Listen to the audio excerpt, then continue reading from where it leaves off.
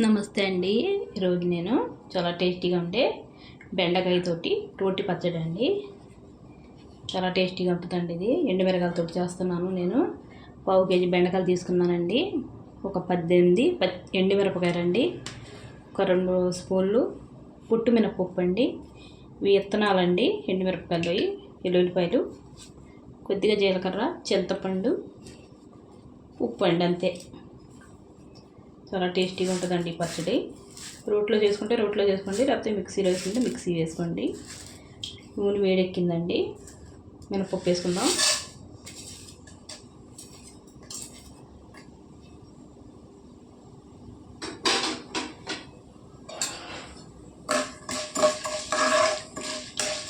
కొద్దిగా వేగితే సరిపోద్దండి. అన్నీ వేసుకుంటాం కదా, అందులో వేగిపోతాయి బాగానే. ఒకసారి మీరు ట్రై చేయండి, చాలా టేస్టీగా ఉంటుంది బెండకాయ ఎండుమిరపకాయల పచ్చడి. కావాలంటే 4 పచ్చిమిర్చి కూడా వేసుకోవచ్చండి. అందులో ఎండుమిరపకాయలు తక్కువ చేసుకొని అలాగైనా బాగుంటుంది. ఇప్పుడు మనం పులుసు, ఇగురు, ఏపుళ్ళు ఇవే కదండి తినేది. పచ్చడి కూడా తినొచ్చండి, బాగుంటుంది చేసుకొని. కాకపోతే కొద్దిగా ముదిరి తీసుకోవాలండి. మరీ లేతే లేకుండా, మరీ ముదిరి కాకుండా తీసుకోవాలండి. బెండకాయ ఇప్పుడు టేస్ట్ బాగుంటుంది. మరీ లేతగా ఉంటే బాగుంటుందండి, జిగురు వచ్చేస్తుంది. చూడండి, కొద్దిగా రంగు మారాయి కదండి మినపప్పు. ఇప్పుడు ఇందులో ఎండుమిరపకాయల గింజలు వేసుకుందామండి. కొద్దిగా జస్ట్ అలా అనుకుని తొందరగానే వేగిపోతాయండి. ఇప్పుడు ఎండుమిరపకాయలు వేసుకుందామండి.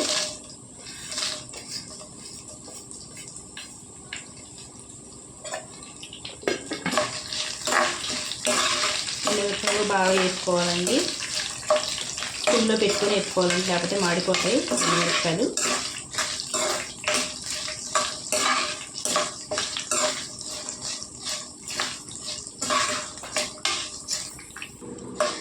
చూడండి, ఎండుమిరపకాయలు వేగిపోయాయండి. ఇప్పుడు జీలకర్ర వేసుకుందాం.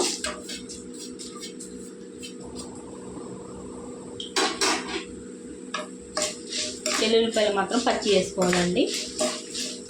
పచ్చి వేసుకుంటేనే బాగుంటుందండి, వేసుకుంటే బాగుండవు. వేగిపోయాయండి. ఇవన్నీ మిక్సీ జార్లో తీసేసుకుందాం. నేనైతే మిక్సీ జార్లో వేసుకుంటున్నానండి.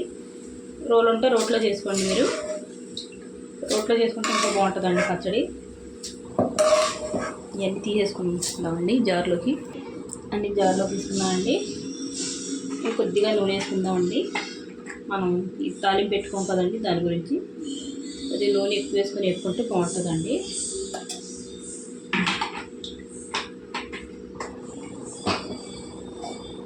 చూడండి, బెండకాయలండి సన్నగా కోసుకొని కొద్దిగా మనం గాలిలో ఆరబెట్టుకుంటే ఫ్యాన్ గాలికి కొద్దిగా బాగుంటుందండి. ఎండ ఉంటే ఎండలో కూడా పెట్టుకోవచ్చండి. 1 గంట వేసుకుందాం.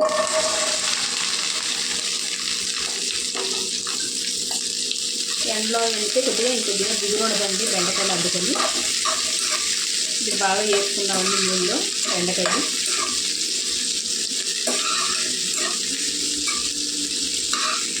చూసారండి, అలా వేగుతున్నాయి నూనెలో. ఇలాగ ఉడుకుతున్నట్టు చూడండి, మీకు కనిపిస్తుందా అండి? ఈ బెండకాయలు చిన్న చిన్న ముక్క అయితే ఇలా వేగుతాయండి, లోపల నుంచి వేగిపోతాయి బెండకాయలు. చూడండి, కనిపిస్తుందా అండి? నూనెలో వేగినట్టు మీకు ఉడుకుతున్నట్టు. దగ్గర కంట చూపిస్తాను మీకు. చూడండి, బెండకాయల్లో కూడా ఉడుకుతున్నాయండి. బాగా అలా ఉడికేలాగా ఇంకొద్దిగా వేసుకోవాలండి. బాగానే ఇది మీడియం సైజులో పెట్టుకుని వేసుకుంటే తొందరగా వేసుకుంటే ఇలా కలుపుకుంటూనే ఉండాలండి వేగేదాకా. అంటే అన్నీ సమానంగా వేగడానికండి. చూడండి, ఇలా వేసుకోవాలండి. చూడండి, ఇంకా వేస్తున్నాయండి. ఇలా వేసుకుంటే సరిపోతాయండి. స్టవ్ కట్ చేసుకొని చల్లారి పెట్టుకుందామండి బెండకాయలు. నేను కారం చెప్పాను కదండి, ఎండుమిరపకాయలు మీరు తక్కువ వేసుకుంటే తక్కువ వేసుకోవచ్చండి, ఎక్కువ వేసుకుంటే ఎక్కువ వేసుకోవచ్చండి. కొద్ది కారం అవుతేనే బాగుంటుందండి పచ్చడి, ఏదైనా సరే రోటి పచ్చడి. చూడండి, బెండకాయలు ఇవన్నీ ఇలా చల్లారి పెట్టుకుందాం. మనం చల్లారిన తర్వాత చూద్దామండి. చూడండి, ముందు ఎండుమిరపకాయలు నూరుకుందామండి. ఎల్లుల్లిపాయలు వేసుకుందాం. రుచికి తగినంత ఉప్పు వేసుకుందామండి. చూసుకొని వేసుకుందామండి. ఉప్పగా అయిపోతే మళ్ళీ ఏం చేయడానికి ఉండదు. మళ్ళీ మిక్సీ వేసుకొని చూపిస్తాను. ఇది చూడండి, ఇలా మెత్తగా ఆడేసుకున్నానండి ఎండుమిరపకాయలు. ఇవి ఇందులో మనం బెండకాయలు వేసుకుందామండి. పెట్టుకున్న బెండకాయలు వేసుకున్నానండి.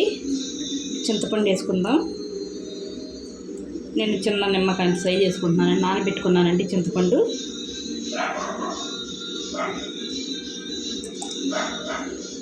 నానబెట్టుకుంటే బాగా మెత్తగా మగ్గుద్దండి. దాని గురించి నానబెట్టుకున్నాను అరగంట ముందు. మిక్స్ చేసుకుందామండి. చూడండి, కచ్చా పచ్చగా అయిందండి. వేడి వేడి అన్నంలో ఈ బెండకాయ పచ్చడి వేసుకుని తింటే చాలా టేస్టీగా ఉంటుందండి. ఒకసారి మీరు ట్రై చేయండి. ఈ వీడియో నచ్చితే లైక్, షేర్, సబ్స్క్రైబ్ చేసుకోండి.